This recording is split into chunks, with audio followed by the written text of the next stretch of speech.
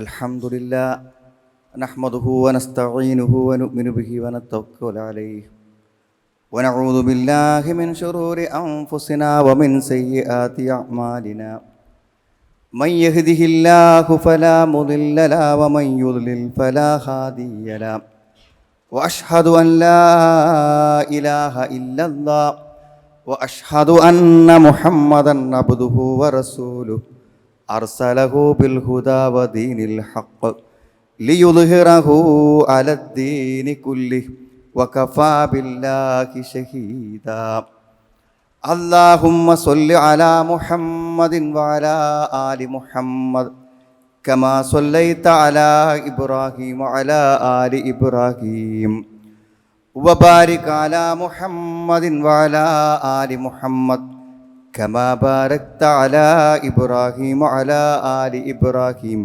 إنك حميد مجيد أما بعد فإن خير الكلام كلام الله وخير الحديث كتاب الله وخير الهدي هدي محمد صلى الله عليه وسلم وشر الأمور محدثاتها وكل محدثة بدعة وكل بدعة ضلالة أعوذ بالله من الشيطان الرجيم بسم الله الرحمن الرحيم يا أيها الذين آمنوا اتقوا الله حق تقاته ولا تموتن إلا وأنتم مسلمون يا أيها الناس اتقوا ربكم الذي خلقكم من نفس واحدة وخلق منها زوجها وبث منهما رجالا كثيرا ونساء واتقوا الله الذي تساءلون به والأرحم إن الله كان عليكم رقيبا يا أيها الذين آمنوا اتقوا الله وقولوا قولا سديدا يصلح لكم أعمالكم ويغفر لكم ذنوبكم ومن يطع الله ورسوله فقد فاز فوزا عظيما شهر رمضان الذي أنزل فيه القرآن هدى للناس وبينات من الهدى والفرقان فمن شهد منكم الشهر فليصمه ومن كان مريضا أو على سفر فعدة من أيام أخر يريد الله بكم اليسر ولا يريد بكم العسر ولتكملوا العدة ولتكبروا الله على ما هداكم ولعلكم تشكرون. സ്നേഹമുള്ള സഹോദരി സഹോദരന്മാരെ, സത്യവിശ്വാസിനികളെ, അള്ളാഹുവിൻ്റെ കൽപ്പനകളും നിർദ്ദേശങ്ങളും ജീവിതത്തിൻ്റെ എല്ലാ രംഗങ്ങളിലും പാലിച്ച് ജീവിക്കണമെന്ന് എന്നെയും നിങ്ങളെയും ഞാൻ ഓർമ്മപ്പെടുത്തുകയാണ്. പരിശുദ്ധ റമളാനിലൂടെ മുബാറക്കായ അനുഗ്രഹീതമായ പുണ്യം നിറഞ്ഞൊരു മാസത്തിലൂടെയാണ് നമ്മൾ കടന്നുപോയിക്കൊണ്ടിരിക്കുന്നത്. ഈ കഴിഞ്ഞ ദിവസങ്ങളിൽ നമ്മൾ നോറ്റ നോമ്പുകളും രാത്രി നമസ്കാരങ്ങളും പുണ്യങ്ങളും സ്വതക്കകളുമെല്ലാം അള്ളാഹു നമ്മിൽ നിന്ന് എല്ലാവരിൽ നിന്നും പൂർണ്ണ പ്രതിഫലത്തോടുകൂടെ പൂർണ്ണ സൽക്കർമ്മങ്ങളായി അള്ളാഹു നമ്മളിൽ നിന്ന് കബൂൽ ചെയ്ത് നമുക്ക് പ്രതിഫലം പ്രദാനം ചെയ്യുമാറാവട്ടെ. സഹോദരങ്ങളെ, ഈ പരിശുദ്ധമായ മാസത്തിൽ അള്ളാഹു നമുക്ക് ചെയ്തു തന്ന ഏറ്റവും വലിയ ഔദാര്യം, ഏറ്റവും വലിയ അനുഗ്രഹം, ഏറ്റവും വലിയ ഫള് എന്ന് വിശുദ്ധ ഖുർആൻ എടുത്തു പറഞ്ഞിട്ടുള്ള കാര്യമാണ് വിശുദ്ധ ഖുർആൻ അവതരിച്ചു എന്നുള്ളതാണ്. അത് നോമ്പിനെക്കുറിച്ച് പറയുന്ന സൂറത്തുൽ ബഖറയിലെ ആയത്തുകൾക്കിടയിൽ അള്ളാഹു വ്യക്തമായി പറയുന്നൊരു കാര്യമാണ് ഷഹ്റു റമളാനല്ലദീ ഉൻസില ഫീഹിൽ ഖുർആൻ. ഷഹ്റു റമളാൻ, നോമ്പ് നിർബന്ധമാക്കിയ ഈ റമളാൻ മാസം, ഉൻസില ഫീഹിൽ ഖുർആൻ, അതിലാണ് ഖുർആൻ അവതരിപ്പിക്കപ്പെട്ടത് എന്നാണ്. അപ്പോൾ ഖുർആൻ അവതരിപ്പിക്കപ്പെട്ടു എന്നത് ഏറ്റവും ശ്രേഷ്ഠവും ഏറ്റവും പുണ്യവും ഏറ്റവും ഔദാര്യവുമാകുന്നത് എന്തുകൊണ്ടാണ്? ഹുദൻ ലിന്നാസ്, ജനങ്ങൾക്ക് ലഭിക്കുന്ന ഏറ്റവും വലിയ പ്രയോജനം എന്ന് പറഞ്ഞാൽ അവൻ്റെ ജീവിതത്തിന് ഏറ്റവും നല്ല വഴി കാണിക്കുക എന്നുള്ളതാണ്. ഇഹലോകത്തും പരലോകത്തും സൗഭാഗ്യകരത്വമായി സന്തോഷകരമായി ജീവിക്കുക എന്നതാണ് ആത്യന്തികമായി നമ്മുടെ എല്ലാവരുടെയും ലക്ഷ്യം. അതിന് നമ്മുടെ ജീവിതത്തിൽ ഏറ്റവും ഉപകാരപ്പെടുന്നത് നമ്മുടെ സമ്പത്തല്ല, നമ്മുടെ ആയുസ്സല്ല, നമ്മുടെ ജീവിതത്തിൻ്റെ ആരോഗ്യമോ മറ്റ് സൗകര്യങ്ങളോ ഒന്നുമല്ല. ഇതിലൊക്കെ എന്തൊക്കെ സംഭവിച്ചാലും മനുഷ്യൻ്റെ സൗഭാഗ്യത്തിനും സന്തോഷത്തിനും യാതൊരു പ്രശ്നവും പറ്റാതെ മുന്നോട്ട് കൊണ്ടുപോകാൻ ഉള്ള ആശയം, അതാണ്, ആ മാർഗദർശനമാണ്, ആ സന്മാർഗ കാഴ്ചപ്പാടുകളാണ്, ആ സന്മാർഗമാണ്, ഇസ്ലാമാണ്, ദീനാണ്, വിശുദ്ധ ഖുർആനാണ് നമ്മുടെ ജീവിതത്തിലെ ഏറ്റവും വലിയ അനുഗ്രഹം.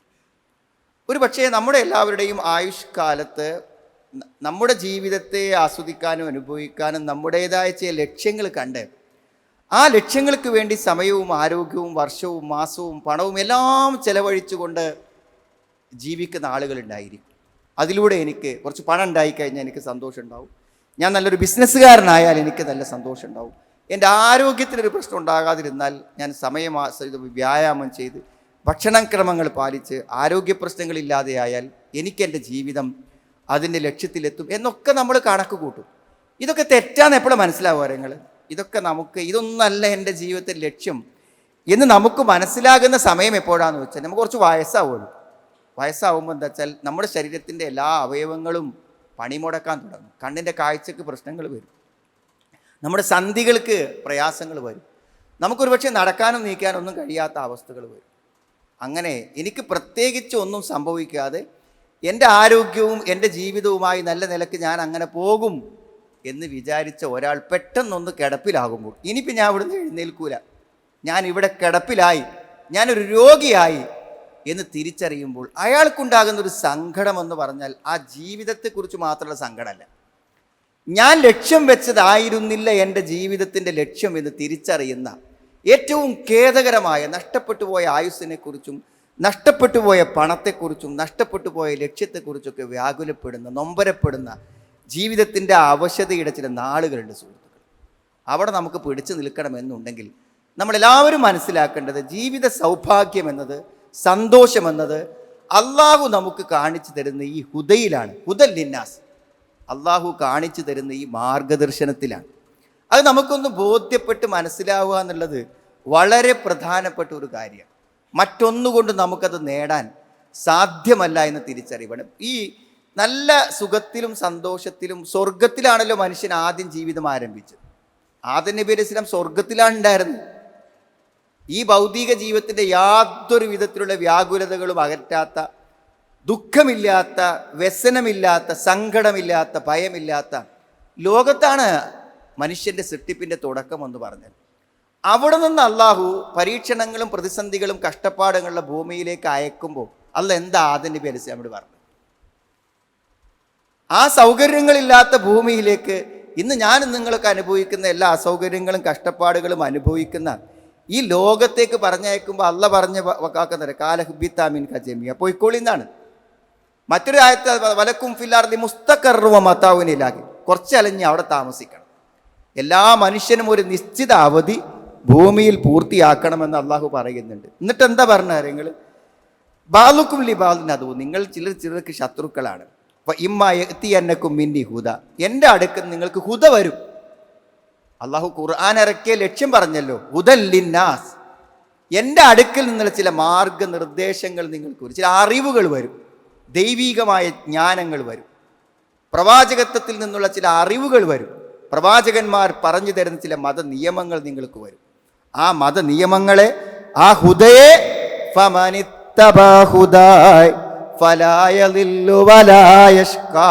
ആ മാർഗദർശനങ്ങളെ ആരെങ്കിലും പിൻപറ്റിയാൽ അവൻ വഴിതെറ്റിപ്പോവില്ല, അവൻ്റെ ജീവിതത്തിൽ ലക്ഷ്യം പിഴക്കില്ല, എൻ്റെ ജീവിതം വെറുതെയായി എന്ന് അവൻ ഒരിക്കലും പറയേണ്ടി വരില്ല. ഈ ലോക ജീവിതം അവസാനിക്കുമ്പോൾ ഒരു നഷ്ടത്തെക്കുറിച്ചോർത്ത് അവൻ ഖേദിക്കേണ്ടി വരില്ല എന്ന്. അവൻ ലക്ഷ്യം സാക്ഷാത്കരിച്ച് സന്തോഷത്തോടുകൂടെ വല യഷ്ക, അവൻ കഷ്ടപ്പെടില്ല, ദൗർഭാഗ്യമടയില്ല എന്നാണ്. സുഹൃത്തുക്കളെ, ഇതൊരു സത്യമാണ്, ഇതൊരു യാഥാർത്ഥ്യമാണ്, ആവർത്തിച്ച് കേൾക്കുന്ന സത്യമാണ്. നമ്മളുടെ രാപ്പകലുകളിലും നമ്മുടെ ആയുസ്സിൻ്റെ ഏത് രംഗങ്ങളിലും കുടുംബജീവിതത്തിലും വ്യക്തി ജീവിതത്തിലുമൊക്കെ നമ്മൾ എങ്ങനെ പോകണം എന്ന് വ്യക്തമായ നിർദ്ദേശങ്ങൾ നമുക്കുണ്ട്. ആ നിർദ്ദേശങ്ങളെ പാലിക്കാതെ നമുക്കൊരിക്കലും മുന്നോട്ട് പോകാൻ പറ്റില്ല. നിങ്ങൾ ആലോചിച്ച് നോക്കും, നിങ്ങൾ ഈ ഒരു മാർഗത്തിൽ നമ്മൾ സഞ്ചരിക്കുന്നതിൻ്റെ പ്രാധാന്യം മനസ്സിലാക്കാൻ അധികമൊന്നും പറയണ്ട. നിസ്കരിക്കുന്നുണ്ടെങ്കിൽ അത് സുന്നത്താകട്ടെ ഫറലാകട്ടെ, നമ്മൾ ആരെങ്കിലും നിസ്കരിക്കുന്നുണ്ടെങ്കിൽ ആ നിസ്കാരത്തിൽ മുഴുവൻ നമ്മൾ ഓരോ റക്കായത്തിലും നമ്മൾ അല്ലാഹുവിനോട് എന്താ ചോദിക്കണത്? ഒരു പ്രാർത്ഥന ഉണ്ടല്ലോ, എല്ലാ റക്കായത്തിലും ചോദിക്കുന്നുണ്ട്, ഇഹ്ദിനസ് സിറാത്തുൽ മുസ്തഖീം, നേരായ മാർഗത്തിൽ നീ എന്നെ നയിക്കണം, എനിക്ക് ഹുദ കാണിച്ചു തരണം, ഹിദായത്തിൽ എന്നെ ആക്കണം, നേരായ മാർഗദർശനത്തിൽ എന്നെ നീ വഴി നടത്തണം എന്ന് അല്ലാഹു ചോദിക്കും. ഈ ഹുദ തരണം എന്നാ പറയണത്. പടച്ചോനെ, നീ നിശ്ചയിച്ചൊരു വഴി ഉണ്ടല്ലോ, ആ വഴിക്ക് പോകാനുള്ളൊരു തൗഫീക്ക് എനിക്ക് തരണേ എന്ന് സുഹൃത്തുക്കളെ, നിസ്കരിക്കുന്നുണ്ടെങ്കിൽ ആ നിസ്കാരത്തിൽ മുഴുവൻ അള്ളാഹുവോട് നമ്മൾ ചോദിക്കുന്ന ചോദ്യമാണ്. അപ്പോൾ അവിടെ തന്നെയാണ് നമ്മുടെ വിജയവും നമ്മുടെ രക്ഷയും കുടികൊള്ളുന്നത് എന്ന് നമ്മൾ പറയണം. പക്ഷെ നമ്മൾ മനസ്സിലാക്കേണ്ട എന്തായാലും, രോഗത്തിന് ചികിത്സിക്കുന്ന ഡോക്ടർ ഒരു പഥ്യം നമ്മളോട് പറഞ്ഞു, നിങ്ങൾ എന്തായാലും ഇന്നത് നിങ്ങൾ ചെയ്യരുത്, ഇന്നത് നിങ്ങൾ കഴിക്കരുത് എന്ന് നമ്മോട് പറഞ്ഞു. പക്ഷെ മനുഷ്യൻ്റെ ദേഹേച്ഛകൾ പലപ്പോഴും അവൻ്റെ നിയന്ത്രണം പാലിക്കൂല. അപ്പോൾ നമ്മളെന്ത് ചെയ്യും? ആ മരുന്ന് കഴിക്കുമ്പോൾ തന്നെ ആ പഥ്യം സ്വീകരിക്കും. പിന്നെ ഒരു 10 ദിവസം കഴിഞ്ഞ് ഡോക്ടറെ കാണുമ്പോൾ ഒരു മാറ്റമില്ല എന്ന് പറയുമ്പോൾ, നിങ്ങൾ ആ ഭക്ഷണക്രമം പാലിച്ചോ എന്ന് ഡോക്ടർ ചോദിക്കുമ്പോൾ ഇല്ല എന്നാണ് ഉത്തരമെങ്കിൽ നമുക്കെങ്ങനെ മാർഗദർശനങ്ങൾ സ്വീകരിക്കാത്തതിൻ്റെ ഫലം കിട്ടും? നമ്മളത് സ്വീകരിക്കണം സുഹൃത്തുക്കളെ, നമ്മളത് സ്വീകരിക്കണം.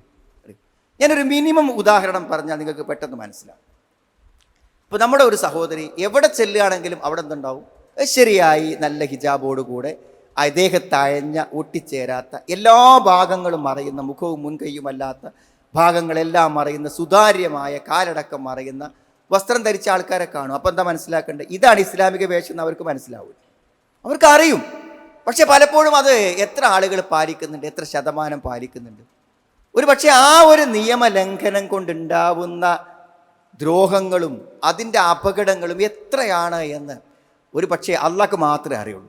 അതുകൊണ്ട് പടച്ചോ നമ്മളോടത്, നിങ്ങൾക്ക് ദ്രോഹം വരാതിരിക്കാൻ, ഉപദ്രവം വരാതിരിക്കാൻ, നരകത്തിൽ പോകാതിരിക്കാൻ അത് ചെയ്യുന്ന നമ്മോട് പറഞ്ഞ്. നമ്മൾ എത്ര ആളുകളെയാണ് നമ്മളിങ്ങനെ നടന്നു പോകുമ്പോൾ ശരിയായൊരു ഇസ്ലാമിക വേഷമല്ലാത്ത ഒരു ആകർഷണീയമായ സൗന്ദര്യ പ്രകടനം നടത്തുമ്പോൾ എത്ര ആളുകളുടെ കണ്ണുകളാണ് വ്യഭിചരിക്കുന്നത്, എത്ര ആളുകളുടെ കണ്ണുകളാണ് വ്യഭിചരിക്കുന്നത്. ഒരു പെൺകുട്ടി അവൾ ജോലിക്ക് പോവാണ്, ഒഴിഞ്ഞൊരു സ്ഥലത്തൂടെ അങ്ങനെ ജോലിക്ക് പോകും, മനസ്സിലായി? അപ്പോൾ അവിടെ വായ നോക്കി നിൽക്കുന്ന ഒരു പയ്യൻ എന്ത് ചെയ്തു? അവളെ കാണും. പിന്നെ അവൾ പോണ സമയത്ത് അയാൾ വരും, അങ്ങനെ ഇടയ്ക്കിടയ്ക്ക് നോക്കിയപ്പോൾ അയാൾക്ക് ഇങ്ങനെ തോന്നി, ഇവിടെ ഒറ്റക്കാണല്ലോ പോണത് എന്ന് ചിന്തിച്ചു. എന്താ ചെയ്തത്? നിങ്ങൾ കണ്ണ് പൊത്തി കയ്യും കാലും കെട്ടി ബലാത്സംഗം ചെയ്ത് അവളെ കൊന്നു കളഞ്ഞു. കേസ് തെളിയിക്കപ്പെട്ടു പോയിട്ടുണ്ടെങ്കിലും വെറുതെ ഒരു വർത്താനം പറയാൻ പോയിട്ടില്ല, ഫോൺ നമ്പർ കൊടുത്തില്ല, ഒന്ന് വെറുതെ ഇങ്ങനെ നടന്നു പോയിട്ടേ ഉള്ളൂ. മനസ്സിലായി? ഒരു മനുഷ്യൻ്റെ മനസ്സിൽ സ്വാധീനിക്കപ്പെടുമ്പോൾ അപകടപ്പെടുത്താനുള്ള സാധ്യത എത്രയാണ്? ഖുർആൻ പറഞ്ഞത് വ്യക്തമാണ്. പക്ഷെ എന്തോ ഓരോരുത്തരും സ്വീകരിക്കുന്ന വേഷത്തു നിന്ന് മാറാൻ അവരെത്ര കേട്ടാലും തയ്യാറാവൂല. എന്താ തയ്യാറാവാത്തത്? അതാണ് ഹുദയെക്കുറിച്ചും ഇൽമിനെക്കുറിച്ചും നബി സ്വല്ലല്ലാഹു അലൈഹി വസല്ലം ഉദാഹരണം പറഞ്ഞു മതലുമ ബഅതനി അല്ലാഹു ബിഹി മിനൽ ഹുദ വൽ ഇൽം. അറിവും ഹുദയും മായി അള്ളാഹു എന്നെ നിയോഗിച്ച എൻ്റെ ഉപമ ഞാൻ നിങ്ങൾക്ക് പറഞ്ഞുതരാന്ന്. മനോഹരമായ ഉപമ. എന്താ എൻ്റെ ഉപമ? ഈ ഹുദ ഇൽമു എന്നൊക്കെ പറഞ്ഞത് നമുക്ക് കിട്ടുന്ന ഈ ദീനുള്ള സുഹൃത്തുക്കളെ, അതിനെ മഴയാണെന്നാണ് പറഞ്ഞത്. എന്താ മഴയാണെന്ന് പറയാൻ കാരണം? വെള്ളമില്ലെങ്കിൽ ഏതെങ്കിലും ചെടി ഉണ്ടാവുമോ ഭൂമി മുകളിൽ? വെള്ളമില്ലെങ്കിൽ ഏതെങ്കിലും ചെടി ഉണ്ടാവില്ല. എൻ്റെ നിങ്ങളുടെയും ദീനും നന്മയും എല്ലാം നിലകൊള്ളുന്നത് ഈ ദീനുകൊണ്ടാണ്. ഈ ഖുർആനെന്നും ഹദീസിനും കിട്ടുന്ന വിവരങ്ങൾക്ക് അനുസരിച്ചാണ് എൻ്റെയും നിങ്ങളുടെയും മുഴുവൻ നന്മയും. ഇവിടെ നിൽക്കുന്ന പൂക്കളും കായ്കളും ഇലകളും എല്ലാം വെള്ളമാണ് അതിൻ്റെ പിന്നിലെങ്കിൽ അള്ളാഹുവിൻ്റെ മാർഗദർശനമാണ് എല്ലാ നന്മകൾക്ക് പിന്നിലും. ലോകത്ത് എന്തെല്ലാം നന്മയുണ്ടോ അതിനെക്കുറിച്ചെല്ലാം അള്ള പറഞ്ഞിട്ടുണ്ട്. അള്ള പറയാത്തൊരു കാര്യമുണ്ട്, അത് സ്വീകരിക്കാനുള്ള മനസ്സാ വേണ്ടത്. എന്നാൽ ചില നല്ല ഭൂമികളുണ്ട്, അവ വെള്ളം ആ മഴയെ സ്വീകരിക്കും, എന്നിട്ട് അതുകൊണ്ട് സസ്യങ്ങളെയും ചെടികളെയും മുളപ്പിക്കും. ഇൽമ് കിട്ടുക, അതനുസരിച്ച് ജീവിക്കുക. അതല്ലേ മനുഷ്യൻ ചെയ്യേണ്ടത്.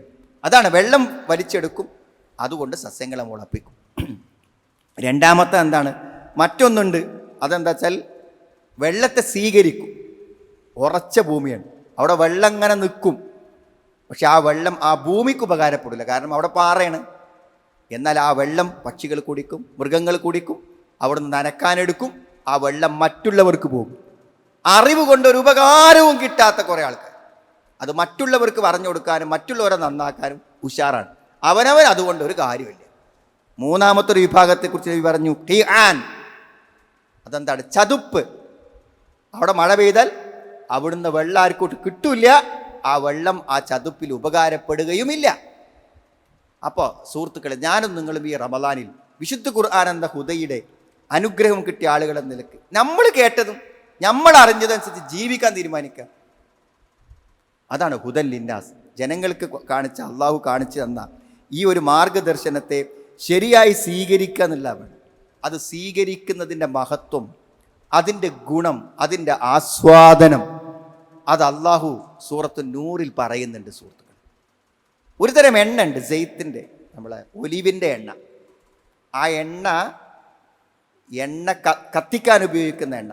അത് കത്തിക്കാതെ തന്നെ തീയുണ്ടെന്ന് തോന്നും, കത്തിക്കാതെ തന്നെ വെളിച്ചമുണ്ടെന്ന് തോന്നും. അതാണ് അള്ളാഹു. ആ എണ്ണ, അതാണ് മനുഷ്യൻ്റെ ശുദ്ധ പ്രകൃതി. നമ്മുടെ ഹൃദയം, ആ ഹൃദയത്തിൻ്റെ ശുദ്ധ പ്രകൃതിയെ അള്ളാഹു ഉപമിച്ചത് അതിനോടാണ്. ആ ഹൃദയത്തെയോ ഒരു വിളക്ക് വെക്കുന്ന വിളക്ക് മാടത്തോട്. എന്നിട്ട് ആ വിളക്ക് മാടത്തിൽ ഒരു വിളക്ക്, ആ വിളക്ക് ഏതാണ്? അള്ളാഹ് തന്ന ഈ ദീന്. അത് മനസ്സിക്ക് കയറുക. ഹൃദയമാകുന്ന വിളക്കുമാടത്തിൽ എന്ത് ചെയ്യുന്ന ഈ ദീന് കയറുക. കയറിക്കഴിഞ്ഞാൽ ഫിത്രത്തുണ്ട്, മനുഷ്യൻ്റെ ശുദ്ധ പ്രകൃതി. നന്മ ചെയ്യുമ്പോണ്ടാവുന്ന ഒരു ആസ്വാദനമുണ്ട് സുഹൃത്തുക്കൾ. സക്കാത്തിൻ്റെ പൈസ എന്ന് പറഞ്ഞ് നമ്മൾ ഈ വെയിലും കൊണ്ടിട്ട് നമ്മുടെ മുറ്റത്തൊക്കെ ആൾക്കാർ വരുന്നില്ലേ? മനസ്സിലായി? നമ്മൾ നല്ല മനസ്സോടുകൂടെ ഒരു 10 റുപ്യ 20 റുപ്യ 50 റുപ്യ എടുത്ത് കൊടുക്കുമ്പോൾ നമുക്കൊരു മനസ്സന്തോഷം ഉണ്ടാകണില്ലേ? അതാണ് മനുഷ്യൻ്റെ ശുദ്ധമായ മനസ്സ് എന്ന് പറഞ്ഞാൽ അല്ലേ? ആ നോമ്പ് തുറക്കുമ്പോൾ ഒരു സന്തോഷം ഉണ്ടാകണില്ലേ? നോമ്പ് തുറക്കുന്ന സമയത്ത് ഒരു സന്തോഷം ഉണ്ടാകണില്ലേ സുഹൃത്തുക്കളെ? അതാണ് സത്യസന്ധമായി ജീവിക്കുമ്പോൾ ഒരു സന്തോഷം ഉണ്ടാവണില്ലേ? മറ്റൊരുത്തൻ്റെ അവിഹിതം കയ്യിൽ വന്നപ്പോൾ വേണ്ടെന്ന് വെച്ചപ്പോൾ ഒരു സന്തോഷം ഉണ്ടാകുന്നില്ലേ? ഒരു തെറ്റായ നോട്ടം നോക്കാൻ അവസരം കിട്ടിയപ്പോൾ, കണ്ണ് താഴ്ത്തിയപ്പോൾ ഒരു സന്തോഷം കിട്ടുന്നില്ലേ? ആ സന്തോഷമാണ് ശുദ്ധ പ്രകൃതിയുടെ സന്തോഷം എന്ന് പറഞ്ഞത്. ആ വിളക്ക് വെച്ച പ്രതലമുണ്ടല്ലോ, അത് സ്ഫടികമാണ്. അതുകൊണ്ട് ആ വിളക്കിൻ്റെ പ്രകാശത്തെ ദീപ്തമായി പ്രോജ്വലിപ്പിക്കാൻ അതിന് പറ്റും. ആ എണ്ണക്ക് അതിലേറെ ശക്തിയുണ്ട് എന്നാണ്. അപ്പം അള്ളാൻ്റെ ദീനെങ്ങാനും നമ്മളെ ഹൃദയത്തേക്ക് കൊടുത്താൽ ആ ഹൃദയത്തിലുണ്ടാകുന്ന വെളിച്ചത്തെക്കുറിച്ചാണ് പറയുന്നത്. അല്ലാഹു നൂറുസ് സമാവാതി വൽ അർള് മസലു നൂരിഹി കമിഷ്കാത്തിൻ ഫീഹാ മിസ്ബാഹ്. അള്ളാഹു ആകാശത്തിന് വെളിച്ചമാണ്. എന്നാൽ അള്ളാഹുവിൻ്റെ അർശിന് വെളിച്ചമുണ്ട്. അള്ളാഹുവിൻ്റെ ദാത്തന്നെ വെളിച്ചമുള്ളതാണ്. മനസ്സിലായി? ഈ സൂര്യൻ്റെ വെളിച്ചമുണ്ട്, ഇതൊക്കെ ഭൗതികമായ വെളിച്ചങ്ങളാണ്. നമുക്ക് കാണാൻ പറ്റുന്ന, ശരിക്കും നമ്മുടെ കണ്ണുകൊണ്ട് കാണാൻ പറ്റുന്ന വെളിച്ചം. എന്നാൽ മറ്റൊരു വെളിച്ചമുണ്ട്, ആശയപരമായ വെളിച്ചം. ആ വെളിച്ചമാണ് ഈ സന്മാർഗം, ആ വെളിച്ചമാണ് ഈമാൻ, ആ വെളിച്ചമാണ് ഹുദ. അതെവിടെ കത്തുക സുഹൃത്തുക്കളെ? അതെവിടെ കത്തുക? അത് നമ്മുടെ ഹൃദയത്തിലാണ്, മനസ്സിലാണ് കത്തുക. അതുകൊണ്ട് ശരിയായ ഈമാനും ശരിയായ ദീനും നമ്മൾ സ്വീകരിക്കുമ്പോൾ അത് തിളങ്ങും കബിഷ്കാത്തിന് ഒരു വിളക്കുമാടം പോലെ. ഫീഹാ മിസ്ബാഹ്, അതിലൊരു വിളക്കുണ്ട്. ആ വിളക്കേതാ? അത് തന്ന ഈ ദീനാണ് ആ വിളക്ക്. അൽ മിസ്ബാഹു ഫീ സുജാജ അസ്സുജാജതു കഅന്നഹാ കൗകബുൻ ദുർരി യൂഖദു മിൻ ഷജറത്തിൻ മുബാറക സൈതൂനത്തിൻ ലാ ശർഖിയ്യത്തിൻ വലാ ഗർബിയ. ആ എണ്ണയെക്കുറിച്ച് എല്ലാം ആ വെളിച്ചത്തെ ശക്തമാക്കാൻ പറ്റുന്നതാകുന്നു എന്നാണ്. നൂറുൻ അലാ നൂർ, വെളിച്ചത്തിന് മേൽ വെളിച്ചം. അപ്പം ആ ദീന് ഉൾക്കൊണ്ടാൽ, നേരെ പറഞ്ഞില്ലേ, എന്തൊക്കെ പ്രശ്നങ്ങളിലേക്കോട്ടെ മനസമാധാനത്തോടെ ജീവിക്കാൻ പറ്റുമെന്നാണ്. അപ്പം ചെറിയ ചെറിയ തിരുത്തുകളെ ആവശ്യമുള്ളൂ സുഹൃത്തുക്കളെ, ചെറിയ ചെറിയ എഡിറ്റിങ്ങൾ ആവശ്യം. കാരണം നമുക്ക് എല്ലാം കേൾക്കാനുള്ളൊരു മനസ്സുണ്ട്, മാറാനുള്ളൊരു മനസ്സുണ്ട്. അതനുസരിച്ച് ജീവിക്കാൻ ചെറിയ ചെറിയ എഡിറ്റിങ്ങൾ വരുത്തിയാൽ എന്തുമാത്രം ആസ്വാദകരവും സന്തോഷകരവുമാകുന്ന കാര്യങ്ങൾ ജീവിതം. അതുകൊണ്ടാണ് ഖുർആൻ കൊണ്ട് സന്തോഷിക്കാൻ പറഞ്ഞത്. ഫബിദാലിക ഫൽയഫ്റഹു, ഖുർആൻ കൊണ്ട് നിങ്ങൾ സന്തോഷിച്ചു കൊള്ളുക എന്നാണ്. ഹുവ ഖൈറും മിമ്മാ യജ്മഊൻ, അതുകൊണ്ട് കിട്ടുന്ന ആ സന്തോഷം ഉണ്ടല്ലോ, വേറെ ഒന്നുകൊണ്ടും ഒരു മനുഷ്യനും നേടാൻ പറ്റില്ലെന്നാണ് അള്ളാഹു നമുക്ക് പഠിപ്പിച്ചു തരുന്ന ആശയം. വിശുദ്ധ ഖുർആൻ വെറുതെ ഒന്ന് നോക്കിയാൽ നമുക്കത് മനസ്സിലാവും. ആദ്യം നിങ്ങൾ ആ സൂറത്തുകളുടെ ഇൻഡെക്സ് ഒന്ന് എടുത്ത് നോക്ക് സുഹൃത്തുക്കളെ. ഖുർആനിലെ ഏതൊക്കെ സൂറത്തുകളാണെന്നൊന്ന് പരിശോധിച്ചാൽ നമുക്ക് മനസ്സിലാവും. ഓരോ പേരുകൾ ഇങ്ങനെ വായിച്ചു നോക്കുക. അൽ മുഅ്മിനൂൻ ഒരു സൂറത്തിൻ്റെ പേരാണ്. ഇത് അൽ മുഅ്മിനൂൻ. പിന്നെ തുടക്കം ഒന്ന് വായിച്ചു കൊണ്ടുപോകും. നമ്മളൊരു വിശ്വാസിയാണോ? ഈ പറഞ്ഞ കാര്യം ഉണ്ടെങ്കിൽ ഒരു വിശ്വാസിയാവും. അതിൽ പറഞ്ഞ കാര്യങ്ങൾ, ആ വിശ്വാസിൻ്റെ സ്വഭാവങ്ങൾ പാലിക്കുന്ന ഒരാൾ നല്ല ആളേക്ക്. ഷൂറ എന്ന് പറഞ്ഞൊരു അധ്യായമുണ്ട്. ഷൂറ എന്ന് പറഞ്ഞാൽ എന്താ പറയുക? കൂടിയാലോചന. ഒരു മനുഷ്യൻ്റെ ജീവിതത്തിൽ ഇത്രമാത്രം പ്രയോജനം ചെയ്യുന്ന മറ്റൊരാശയമല്ല. അത് സ്വേച്ഛാധിപത്യത്തിനെതിരാണ്. നിങ്ങൾ വാപ്പയിക്കോട്ടെ, പക്ഷെ വീട് കൊണ്ടടക്കുമ്പോൾ ഭാര്യനോടും കുട്ടികളോടൊക്കെ ഒരു അഭിപ്രായം ചോദിക്കണം. നിങ്ങൾ വലിയ ശക്തനായ ഭരണാധികാരിയാണെങ്കിലും കൂടെയുള്ളവരോട് കൂടി ആലോചിക്കണം. അവർ കൂടെ നിൽക്കും, അവരഭിപ്രായങ്ങൾ പറയും, നമുക്ക് അബദ്ധങ്ങൾ കുറയും, വലിയ വലിയ അപകടങ്ങളിൽ നമ്മൾ രക്ഷപ്പെടും. അതിനൊക്കെ ഷൂർ ഉപയോഗിക്കും. എത്ര കൃത്യത വല്ലതിനസ്തജാബുൽ റബ്ബിക്കും, ഇതിനെ കൂടുതൽ അള്ളാഹ് പറഞ്ഞതിനൊക്കെ അവർ ഉത്തരം നൽകും. വഅഖാമുസ്സല നിസ്കരിക്കും, വഅംറുഹും ശൂറാ ബൈനഹും, അവർ ചർച്ച ചെയ്തേ കാര്യങ്ങൾ തീരുമാനിക്കൂ. വമിമ്മാ റസഖ്നാഹും യുൻഫിഖൂൻ, അവർക്ക് നൽകിയതിന് ചെലവഴിക്കും.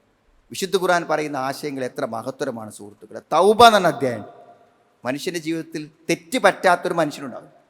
പശ്ചാത്താപവും തിരിച്ചുവരവിൻ്റെയും നിരന്തരമായിട്ടുള്ള ഓർമ്മപ്പെടുത്തലുകൾ വിശുദ്ധ ഖുർആൻ നമുക്ക് കാണാൻ പറ്റും. ഖുർആനിലെ ഓരോ അധ്യായം പരിശോധിച്ചാലും നമുക്കതിൽ നിന്ന് വെളിച്ചം കിട്ടും. വിശുദ്ധ ഖുർആൻ്റെ പേരുകൾ പരിശോധിച്ചാൽ ഖുർആൻ്റെ പേര്, ഖുർആനിന് വ്യത്യസ്തങ്ങളായ പേരുകളുണ്ട്. ആ പേരുകൾ പരിശോധിച്ചാലും നമുക്ക് ഇതേമാതിരി കാണും. നൂറ് ഖുർആൻ്റെ പേരാണ്. വഅൻസൽനാ ഇലൈക്കും നൂറൻ മുബീന. വെളിച്ചം എന്ന് പറഞ്ഞാൽ എന്താ? ദുഃഖം ഇരുട്ടാണ് അല്ലേ? ദുഃഖം ഇരുട്ടല്ല.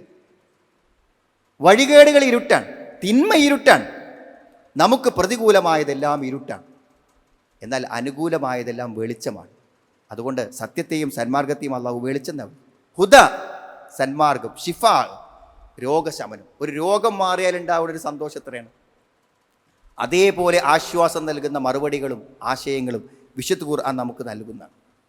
ഇനി ഖുർആനിലെ ആയത്തുകൾ നമ്മൾ പരിശോധിച്ചാൽ, ഇടയ്ക്കിങ്ങനെ ഓതി പോകുമ്പോഴേ പരിഭാഷയും കൂടി വെച്ചിട്ട് നമ്മൾ ഓതി പോവുകയാണെങ്കിൽ നമ്മുടെ ജീവിതത്തിൽ തന്നെ മാറ്റാവുന്ന ആയത്തുകൾ നമ്മൾ കാണും. അതാണ് ഹുദൽ ലിന്നാസ്. ഒരു ലക്ഷ്യബോധമില്ലാതെ അശ്രദ്ധമായി ജീവിക്കുന്നവനെ പെട്ടെന്ന് ജീവിതത്തിലേക്ക് പിടിച്ചു മാറ്റാൻ ചില ആയത്തുകൾക്ക് പറ്റും. അൽ യൗമ നഖ്തിമു അലാ അഫ്വാഹിഹിം വതുകല്ലിമുനാ ഐദീഹിം വതഷ്ഹദു അർജുലുഹും ബിമാ കാനൂ യക്സിബൂൻ. ഇന്ന് നിങ്ങളുടെ വായകൾക്ക് സീല് വെക്കും, കൈകൾ സംസാരിക്കും. നോക്ക്, 70-80 കൊല്ലം ജീവിച്ച നമ്മുടെ കൈകൾ നമ്മുടെ ജീവിതത്തെക്കുറിച്ച് സാക്ഷി പറയും. വതഷ്ഹദു അർജുലുഹും, കാലുകൾ സാക്ഷ്യം പറയും. നമ്മളെ നടത്തിക്കൊണ്ടുപോയ കാലുകൾ നാം പോയ സ്ഥലങ്ങൾക്കെല്ലാം സാക്ഷി പറയും. ബിമാ കാനൂ യക്സിബൂൻ, അവർ സമ്പാദിച്ചതിനെല്ലാം പറയുന്നു. മറ്റൊരായത്ത് നോക്കി നിങ്ങൾ സൂറത്തു മാഇദയിൽ, വെറുതെ ഉദാഹരണത്തിന് പറഞ്ഞത് മാത്രം. യാ അയ്യുഹല്ലദീന ആമനൂ കൂനൂ ഖവ്വാമീന ലില്ലാഹി ശുഹദാഅ ബിൽ ഖിസ്ത്, നിങ്ങൾ സത്യത്തിൻ്റെ സാക്ഷികളായി ജീവിക്കും, നീതിയുടെ സാക്ഷികളായി ജീവിക്കും. ഒരു സന്ദർഭത്തിലും നീതിയില്ലാതെ പെരുമാറും.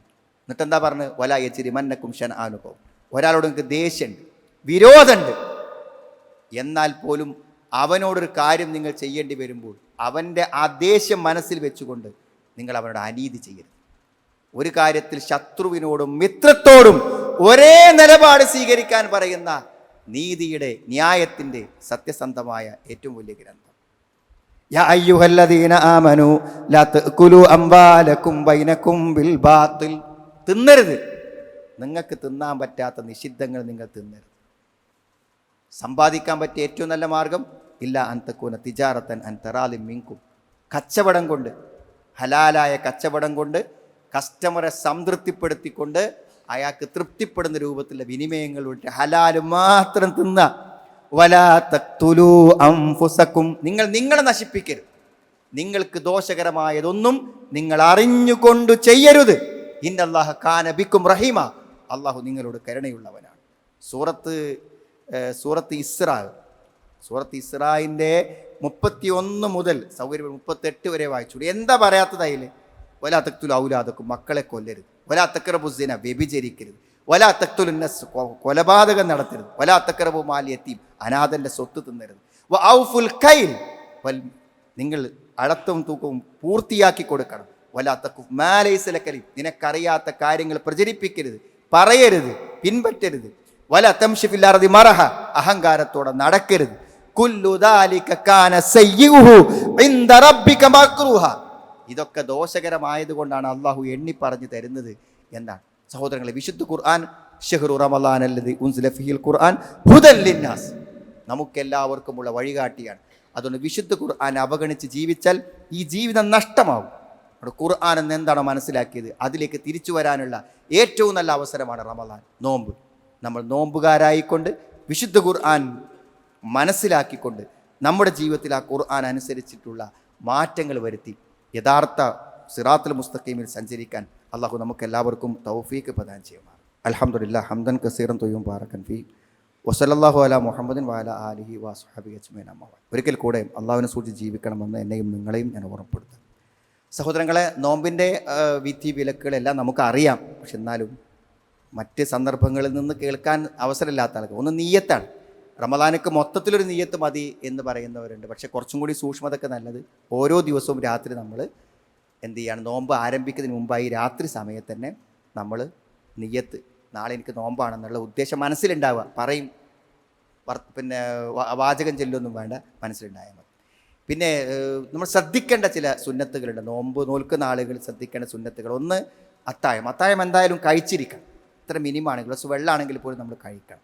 വൈകിപ്പിക്കുന്നതാണ് നല്ലത്. അത്തായം വൈകിപ്പിക്കാം, എന്നാൽ സുബഹി ആകാതെ നമ്മൾ സൂക്ഷിക്കുകയും വേണം.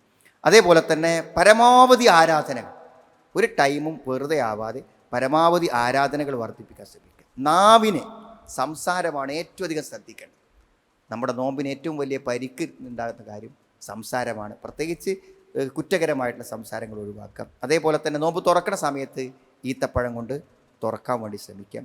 പിന്നെ നോമ്പിന് തകരാറാക്കുന്ന കാര്യങ്ങളൊക്കെ അറിയാം. ഒന്ന്, ഭാര്യ ഭർത്തൃ ബന്ധം, അതേപോലെ തന്നെ നമ്മൾ വികാരത്തോടു കൂടെയുള്ള ഇന്ദ്രിയ സ്ഖലനം, അതേപോലെ ഭക്ഷണം കഴിക്കുക, കുടിക്കുക, കരുതി കൂട്ടി നമ്മൾ ചെയ്യുക, ഇതൊക്കെ എന്ത് ചെയ്യും. അതേമാതിരി നമ്മളെ ശരീരത്തിന് പോഷകം നൽകുന്ന രൂപത്തിലുള്ള ഇഞ്ചക്ഷനോ മറ്റു കാര്യങ്ങളൊക്കെ ആണെങ്കിൽ അതും നോമ്പിനെ ബാധിക്കുന്ന കാര്യമാണ്. കരുതി കൂട്ടി ഛർദ്ദിക്കുക, ഇതൊക്കെ നോമ്പ് മുറിഞ്ഞു പോകുന്ന കാര്യങ്ങളെക്കുറിച്ചാണ്.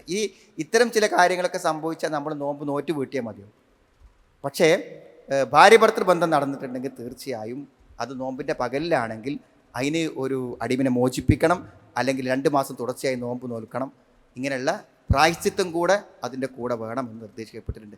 പിന്നെ നമ്മൾ സാധാരണ നോമ്പ് പിന്നെ ഭാവിയിലും നോറ്റ് വീട്ടാൻ കഴിയാത്ത പ്രായം കൊണ്ടോ അല്ലെങ്കിൽ മാറാത്ത രോഗം കൊണ്ടൊക്കെ ഉള്ള ആളുകൾക്ക് മുദ്ദ് കൊടുക്കാൻ നമ്മൾ പറയും, ഫിദിയ കൊടുക്കുക. ആ ഫിദിയാണ് ഒരു നേരത്തെ ഭക്ഷണമാണ്. അപ്പോൾ അത് നമുക്ക് എന്ത് ചെയ്യാം, ഓരോ നോമ്പ് നഷ്ടപ്പെടുമ്പോൾ അപ്പം തന്നെ കൊടുക്കുകയാണെങ്കിൽ, അല്ലെങ്കിൽ നോമ്പ് അവസാനിക്കുന്ന ദിവസത്തിലാണ് അനസ് റളിയല്ലാഹു കൊടുത്തതെന്ന് പറഞ്ഞു. അത് ഭക്ഷണമായി കൊടുക്കാൻ പറ്റുമെങ്കിൽ ഏറ്റവും നല്ലതാണ്. അല്ലെങ്കിൽ ഭക്ഷണ സാധനങ്ങൾ കൊടുക്കുക, അങ്ങനെയും കൊടുക്കാം. അങ്ങനെയാണെങ്കിൽ 1.5 കിലോ അരിയാണ് മിനിമം ഒരു നോമ്പിന് പകരമായി നമ്മൾ കൊടുക്കേണ്ടത്. ഒരാളെ നോമ്പ് ഉറപ്പിക്കുക അല്ലെങ്കിൽ ഒരാൾക്ക് ഒരു നേരത്തെ ഭക്ഷണം കൊടുക്കുകയൊക്കെ ചെയ്താൽ അതിന് പകരമാകുമെന്നാണ് നിർദ്ദേശിക്കപ്പെട്ടിരിക്കുന്നത്. അതിൻ്റെ എല്ലാറ്റിനും നിർദ്ദേശിക്കപ്പെട്ട രൂപപ്രകാരം തന്നെ നമ്മൾ നൽകാൻ വേണ്ടി ശ്രദ്ധിക്കണം. നോമ്പിൻ്റെ വിധിവിലക്കുകൾ കൂടുതൽ അറിയാൻ വേണ്ടി നമ്മൾ ശ്രമിക്കാം. അതിൻ്റെ നിയമപ്രകാരം നിർവഹിക്കാൻ ശ്രമിക്കാം. അള്ളാഹു ശരിയായ രൂപത്തിൽ നോമ്പ് നിർവഹിക്കുവാനും അത് സ്വീകരിക്കപ്പെടുവാനും അള്ളാഹു നമുക്ക് എല്ലാവർക്കും തൗഫീക്ക് പ്രദാനം ചെയ്യുമാറാവട്ടെ. രാത്രി നമസ്കാരങ്ങൾക്ക് രാത്രി മുഴുവൻ നമസ്കരിച്ച് പ്രതിഫലം കിട്ടുന്ന രാത്രി നമസ്കാരങ്ങളെ അതിൻ്റെ ഭക്തിയോടുകൂടെ നിർവഹിക്കാൻ അള്ളാഹു നമുക്ക് തൗഫീക്ക് പ്രദാനം ചെയ്യുമാറാവട്ടെ. പ്രയാസങ്ങളും ബുദ്ധിമുട്ടിക്കുന്ന ധാരാളം ആളുകൾ, ഇപ്പോൾ ഓപ്പറേഷന് വിധേയമായിക്കൊണ്ടിരിക്കുന്ന രോഗിക്ക് വേണ്ടി പ്രാർത്ഥിക്കാൻ വേണ്ടി ആവശ്യപ്പെട്ട് അള്ളാഹുവിടെ രോഗം സുഖപ്പെടുത്തുകയും ആ ഓപ്പറേഷനിലൂടെ പൂർണ്ണ സൗഖ്യം പ്രാപിക്കാനുള്ള തൗഫീക്ക് അള്ളാഹു നീ പ്രദാനം ചെയ്യുകയും ചെയ്യണമെന്നാഥ.